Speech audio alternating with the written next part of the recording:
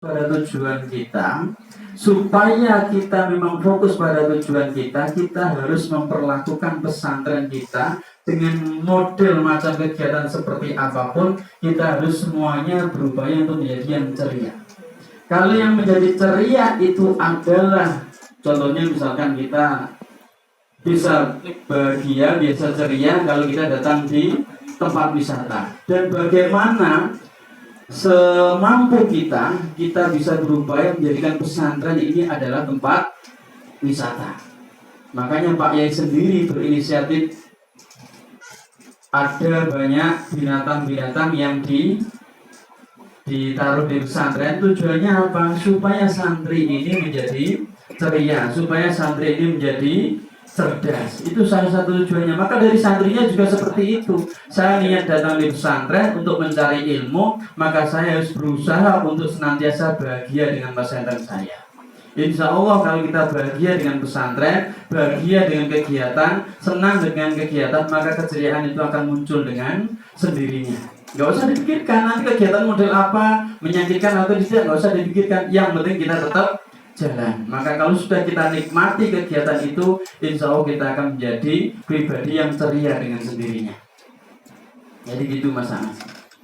Baik, berarti kegiatan yang semuanya tergantung, bahagia itu semua tergantung pada diri kita sendiri. Tergantung pribadinya masing-masing. Kita mau membangun bahagia, silahkan. Kita mau membangun kesedihan, silahkan.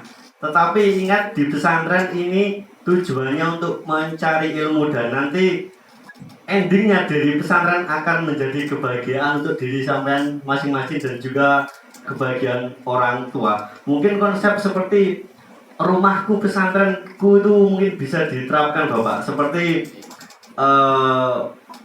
kalau kita sudah berada di rumah, ibaratkan di pesantren kita ibaratkan rumah, kita merawat dengan sepenuh hati, kita membersihkan sampah-sampah yang ada di rumah maupun yang ada di pesantren.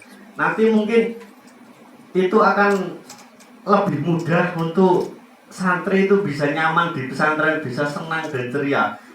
Tetapi bisa atau tidak ketika konsep itu dibawa ke santri, Bapak? Rasulullah pernah mengatakan, baiti jannati, rumahku adalah.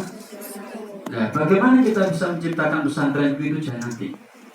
Nah, ketika kita berbicara pesantren itu adalah surgaku, maka kita berpikir, kita berfokus bahwa saya bisa mencari surga itu di pesantren. Kalau kita fokus mencari surga di pesantren, insya Allah mindset kita bahwa saya bahagia di pesantren. Kegiatan model apapun, yang penting modal kita adalah saya mencari bahagia.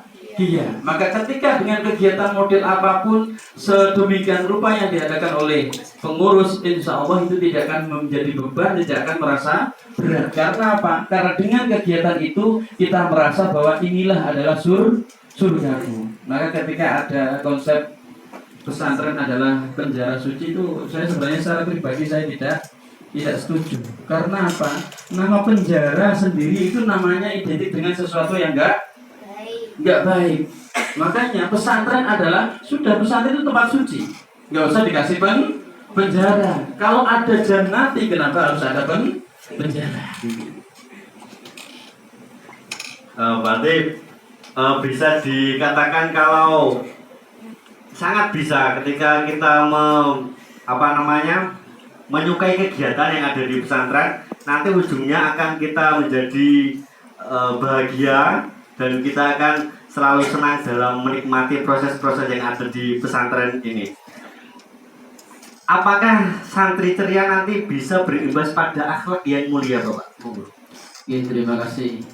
Santri ceria berimbas pada akhlak. Apa hubungannya ceria dengan akhlak? Apa hubungannya ceria dengan akhlak? Kira-kira. Nah, kalau kita berbicara akhlak, kita kembali lagi kepada Rasulullah. Innama bu'istu liutammima makarimal akhlak. Maka kalau kita pengen punya akhlak, maka kita harus bisa mencontoh Rasulullah.